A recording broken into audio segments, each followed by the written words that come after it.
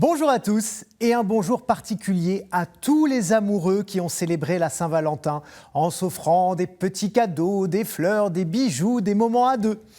C'est de plus en plus commercial et puis il ne devrait pas y avoir un jour des petites ou grandes attentions, on est d'accord. Mais c'est quand même chaque année un moment agréable et on prend le temps de réellement penser à l'autre, surtout quand ça fait longtemps qu'on est ensemble. Et puis ça va me donner l'occasion de vous expliquer pourquoi on fête la Saint-Valentin le 14 février et surtout pourquoi ce saint est associé à la fête des amoureux.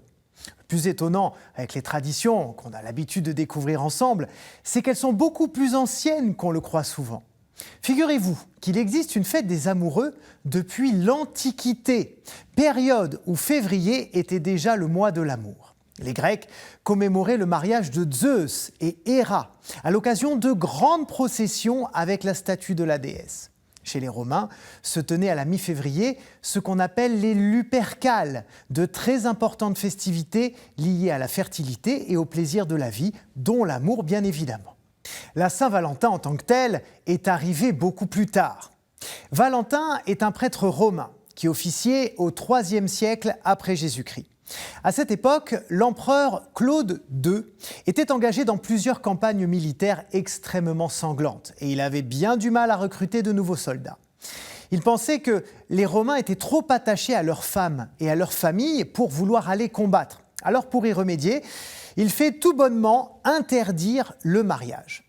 Valentin, au nom de Dieu et au nom de l'amour, décide de continuer d'unir les couples dans la clandestinité, ce qui le mène malheureusement tout droit en prison.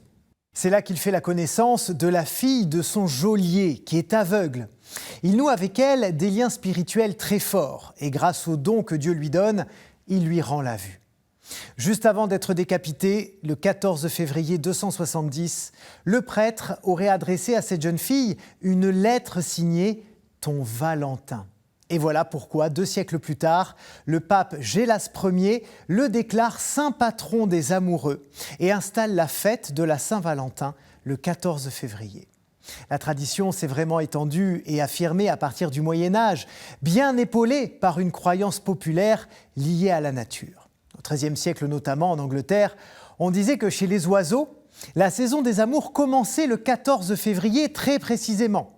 Un symbole que les sociétés de l'époque décident d'adapter en lançant une sorte de loterie de l'amour qui consistait en un tirage au sort pour rapprocher les garçons et les filles célibataires.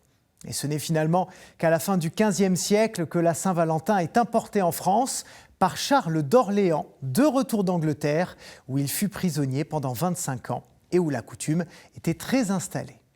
Voilà, vous voyez bien que cette fête, qui est devenue aujourd'hui commerciale à l'extrême, on le disait, puise ses racines dans des traditions très anciennes et dans l'énergie que mettait Saint-Valentin à célébrer l'amour. Voilà, merci de m'avoir accompagné tout au long de cette émission. Et même si nous ne sommes pas en couple, vous et moi, j'ai envie de vous dire à toutes et tous, je vous aime. Belle semaine et à bientôt sur KTO. Ciao.